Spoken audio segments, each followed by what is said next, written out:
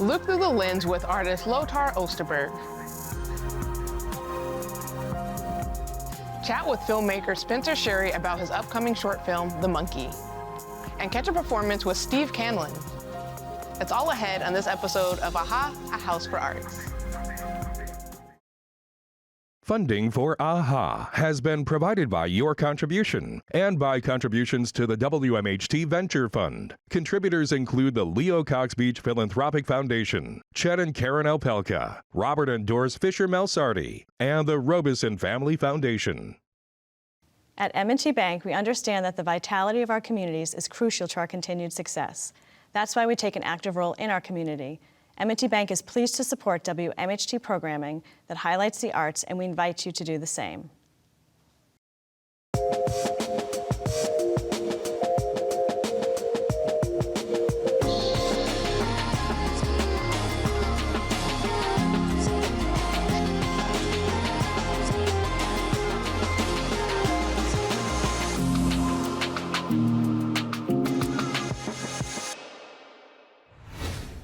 Hi, I'm Jade Warwick, and this is AHA, A House for Arts, a place for all things creative.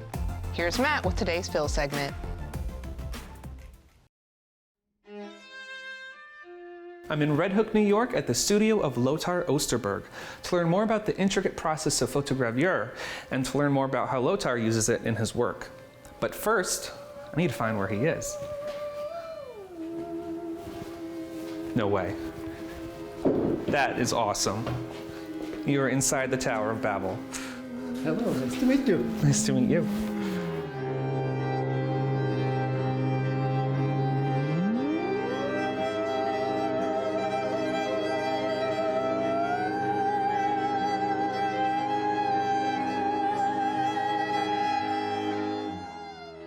I am an artist working in printmaking, photography, and sculpture, and in various orders of those combinations.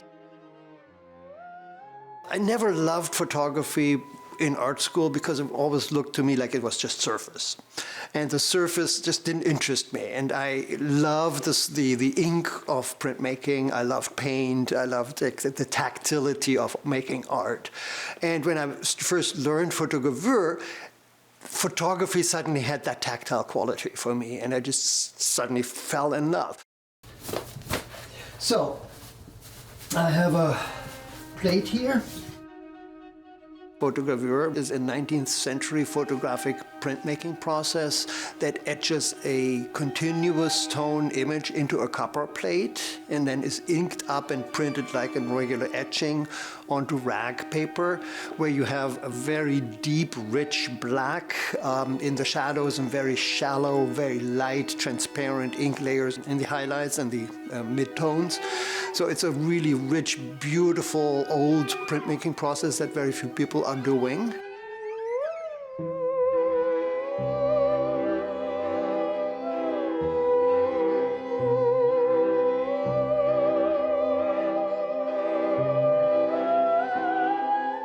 It's just an amazing experience, sometimes really nerve-wracking too.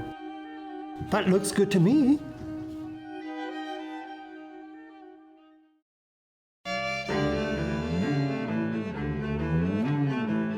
My process does involve probably way more processes, way more steps than absolutely necessary. But I just love the journey there and all the derailments that you could have along the way. I start building my models, whatever they may be, like the Tower of Babel. Then I just traditionally stage it, photograph it, sometimes in the studio with studio lighting, sometimes outside. I bring them out and build them into the landscape and incorporate them. Once I have the photograph, I then start making decisions which ones to print. And I print all my photographs in the 19th century photographic process of photogravure.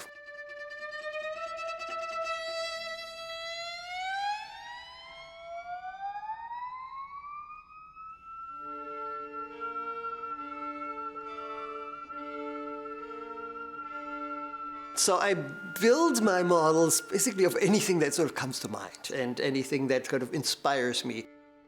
Most of the times it is something that has been sitting in my memory for a while, something that was inspired by reading a book and some image popped up, an image that of course has something to do with my own experience, but is becoming more like a universal experience. It's much more also the idea of the emotional memory than a specific memory. It's not like seeing the pyramids in Egypt for the first time, but the mood that I was in and the kind of awe I was in when I first saw them, the scale of it, it's like, oh my God. And to capture that, it's not just taking a snapshot or taking a photo or trying to replicate it, but it's also to get some emotional thing in there. The materials could be very much that I'm on the beach and I see some kid building a sandcastle and say, oh my God, I could make my pyramids out of sand. Or my museum out of sand, which I actually did, which I also built out of snow, and here it is out of plaster. So I then play with the material and see like what does the different material do maybe to a singular idea or subject or model. The tatami mats I'm in the middle of weaving, I got inspired by walking, trying to identify all the grasses out in our meadow and realizing that some of the grasses are in fact the grasses that they make the real tatami mats out of.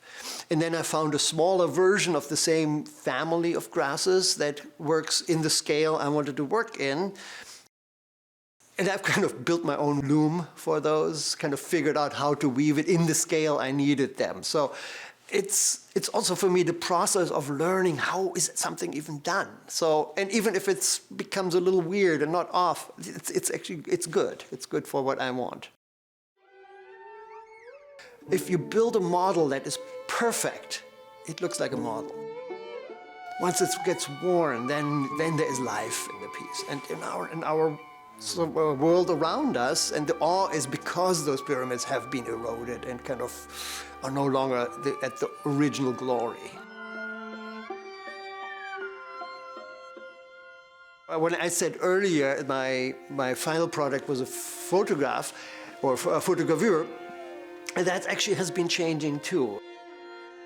I had a show where I was placing models behind the wall with lenses, with magnifying glasses or lenses in the wall embedded.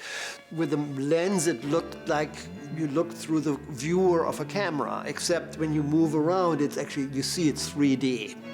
And that was a really amazing experience. So I've started building more of those, including them in little boxes that are movable. When I said earlier, like I'm a printmaker, photographer, and sculptor, it seems right now I feel like I'm more like primarily a sculptor right now, then a photographer, and then a printmaker. So it's sort of reversed in the priority, in the order. But I think that's going to constantly shift anyway.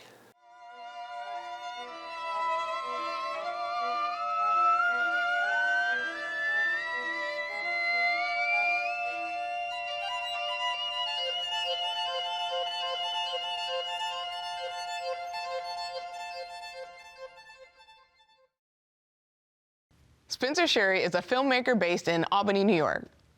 He's currently in post-production on his short film, The Monkey, based on a Stephen King story of the same name. So how did Spencer become the first person allowed to adapt the story into a film? And when can we look forward to seeing it? I spoke with Spencer to find out. Welcome to AHA, Spencer. I'm happy to talk to you today. It's great to be here. Yes, I'm ready to talk about all things film. Okay. So to begin, how did you find yourself getting into film, since this is something that you seem very passionate about? What got you into this? By the time I tried a couple colleges and settled on a major and realized what I actually wanted to do, I tried music first, I tried criminal justice next.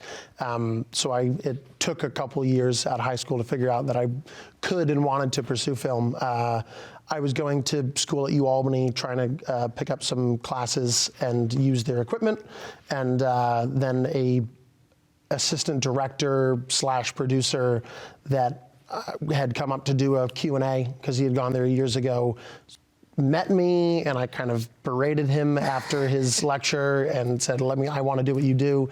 And his name was Glenn Trotner. He gave me his email and said, the program that you want to do isn't for until the winter, but come and email me and we'll see what we can do. And he ended up giving me a job on a Netflix film in New York. I never worked on a film before, never been in production before, and so then I had a couple weeks to decide and then make the move to New York City from Albany after saying that I didn't want to live in New York. But, That's really awesome that one opportunity kind of catapulted you into something that is now your main focus. Yeah, I mean, it teaches you all about environment on set and how films are made from beginning to end as far as production is concerned. And so it was a whirlwind. I'm the first film I worked with Lucy Liu and Taye Diggs and Zoe Deutsch, and so it was it was thrown directly into the Lion's Den. Wow, Yeah. and that, I know, some big celebrity names for your first real toe dip into it. Yeah. And it only got crazier from then on out. So I was down there for about a year before I came back up here trying to do my own stuff. I mean, that's beautiful though. Yeah. That's so cool. Yeah. So give us a little bit of background about your current project. We know you're working on this really awesome short film right now. Yes, so it's a Stephen King adaptation.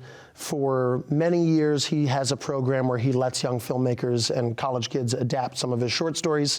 And so I looked at the list of short stories, and I wanted to do one that wasn't on that list. I've been reading him for years, since high school. And so I connected with one called The Monkey. It's about that little cymbal clapping wind-up monkey toy. And every time it claps its cymbal, somebody dies. Classic Stephen King. Wrote the whole thing out and plotted it out. And then after realizing it wasn't on that list, I reached out to his agent and asked, I left a very vague voicemail at his office about Stephen King, about his agent, his talent agent, about who I was and what I wanted, hoping that they would just have to do due diligence with their client and call me back, and then he did. So I emailed him back and forth for a little bit, and then when he found out who I was, he said, no, absolutely not. We have no idea who you are. You don't have enough producer credits that Steve would be familiar with. And so he told me no.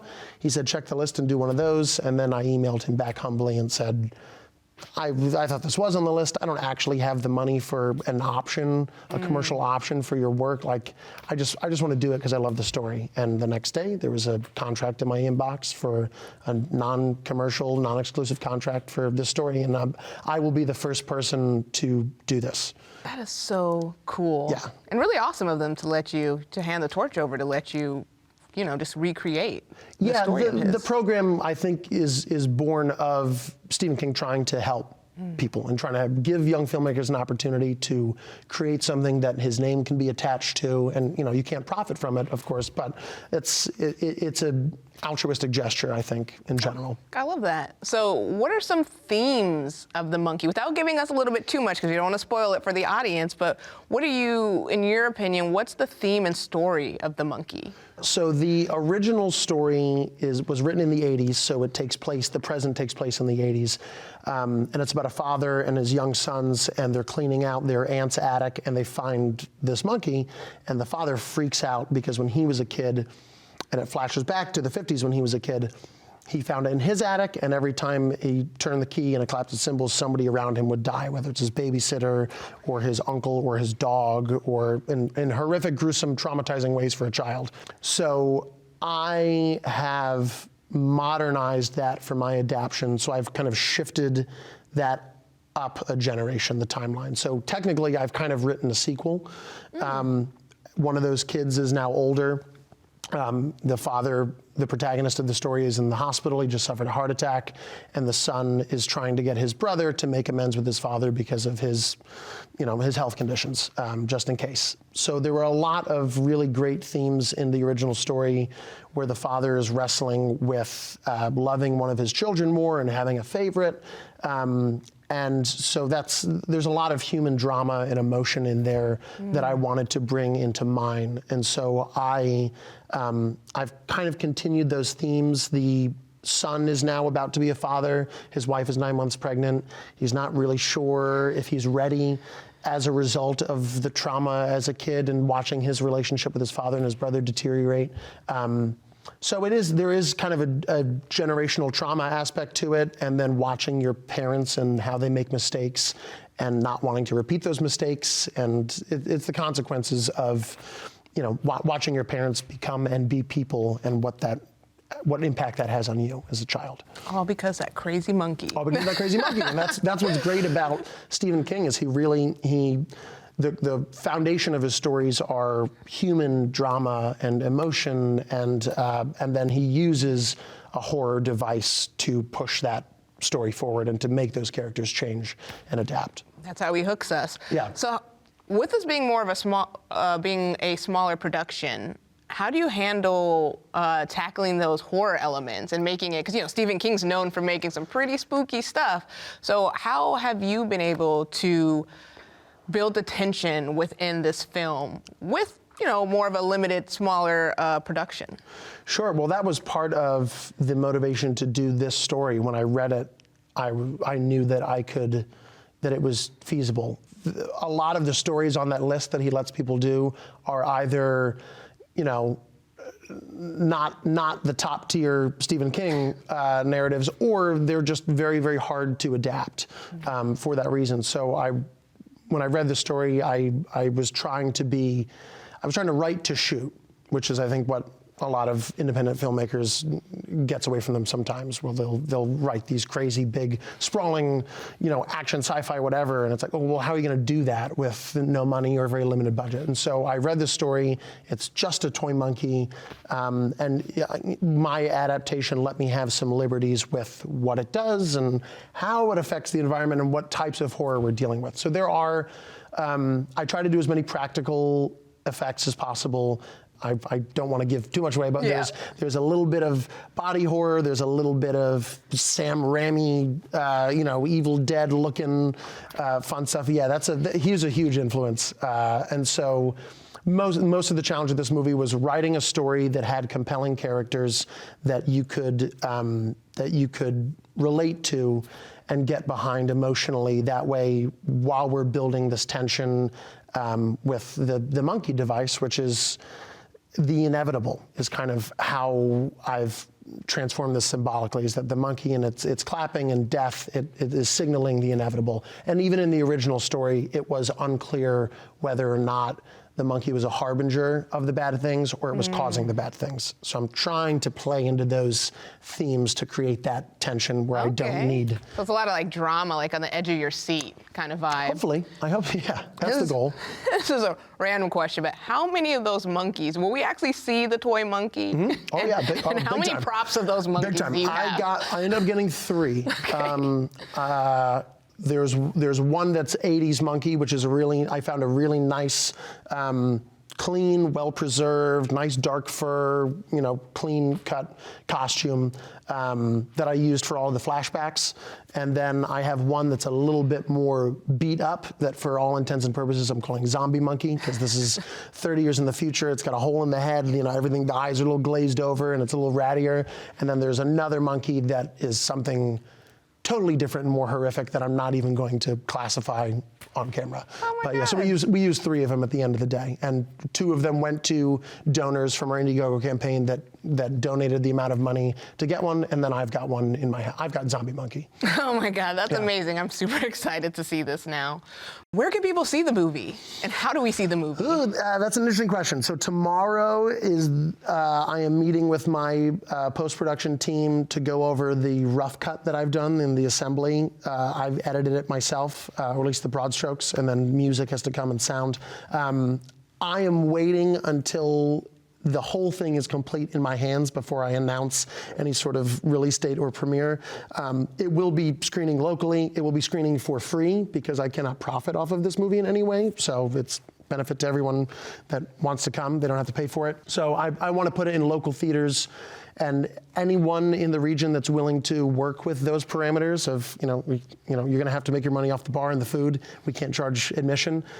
Anyone that wants to show it, I'm so happy to be able to bring it to your theater and your space and get really, really creative about it. I'm down to show it anywhere, on a projector outside, on a bar wall. I don't care. I just want people to be able to see it. So. Well, all right. Well, I'm excited to see it, and thank you for talking to us today, Spencer, and I'm really looking forward to seeing the monkey. Thank you, Jay. Thank you very much for having me. Please welcome Steve Canlin.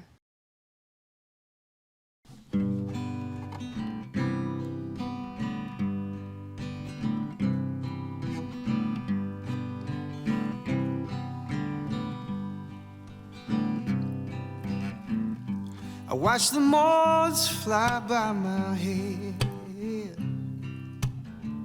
To the light, to the light, to the light, to the light.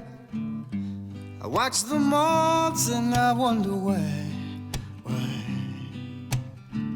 To the light, to the light, to the light, to the light.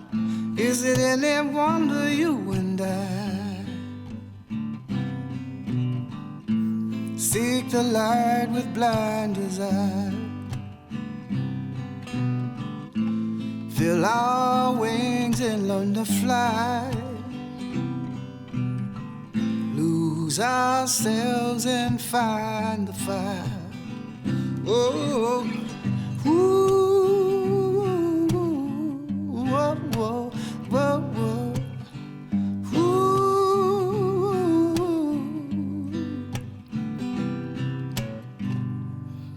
See them smile so big and wide.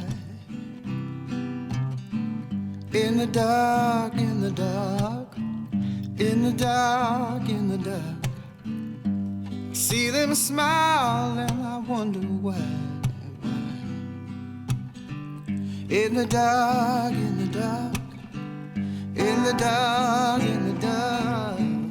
Is it any wonder you and I open doors and feed that fire? Is it all simply just desire to fan the flames of the funeral pyre? Whoa, ooh,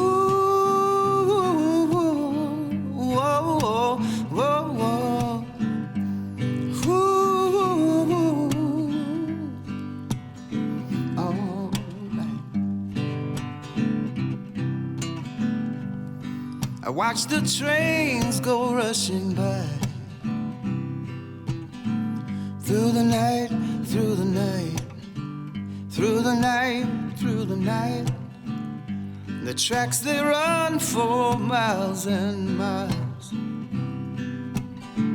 Through the night, through the night, through the night, through the night. Is it all just really here to there?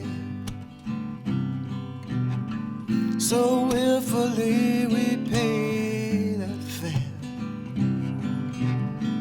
Live a boxcar life and make believe. Trade life's truths for fantasy. Whoa, ooh, whoa, whoa, whoa, whoa. Ooh, whoa, whoa.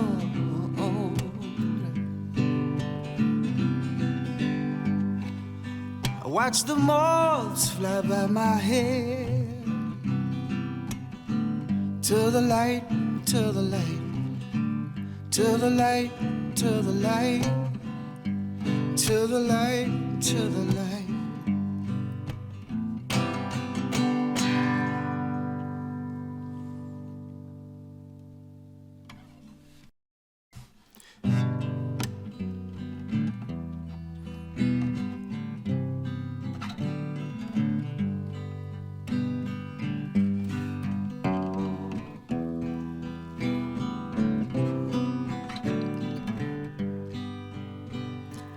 I've looked for love and I've only found pieces of puzzles as good as its parts. And I've known a few who were hopeful and willing, who turned round and broke this man's heart. Then there was you. Then there was you. And I've held the hand of the devil, God willing, that's something akin to a sin. And I've raked upon the rocks in the morning, reeking of bourbon and gin. And then there was you. Then there was you. and the casualties litter the fields of my warring, my dignities stretched at the seam. Gallantly sliding from rooftop to awning, eventually footing the green. I've seen the eyes of a viper in white slacks, I've kissed the top of her head, and I've put the tug on a late morning bootstrap at the edge of that venomous bed. Then there was a you, then there was a you, then there was you, then there was you. And I placed my head in the jaws of the big cat, I pulled the thorn from its paw. I've seen the rivers of heartland freeze over, I've watched them shudder and thaw. And then there was a you, then there was a you, and the casualties litter the fields of my warring, my dignities stretched at the seam. The cream that collected was wrongly inspected and curdled and drifted downstream. Then there was a you, then there was a you, then there was a you, then there was you.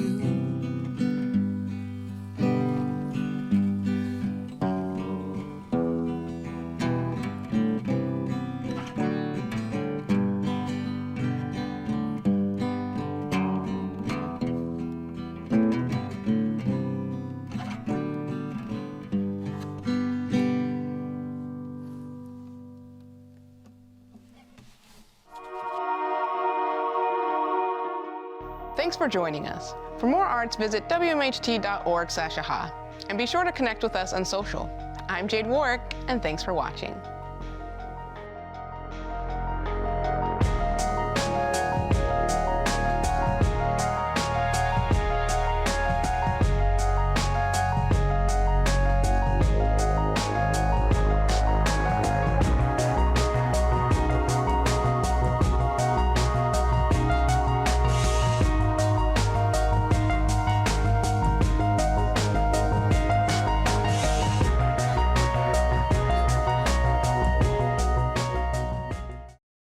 Funding for AHA has been provided by your contribution and by contributions to the WMHT Venture Fund. Contributors include the Leo Cox Beach Philanthropic Foundation, Chet and Karen Alpelka, Robert and Doris Fisher Melsardi, and the Robeson Family Foundation. At M&T Bank, we understand that the vitality of our communities is crucial to our continued success. That's why we take an active role in our community. M&T Bank is pleased to support WMHT programming that highlights the arts, and we invite you to do the same.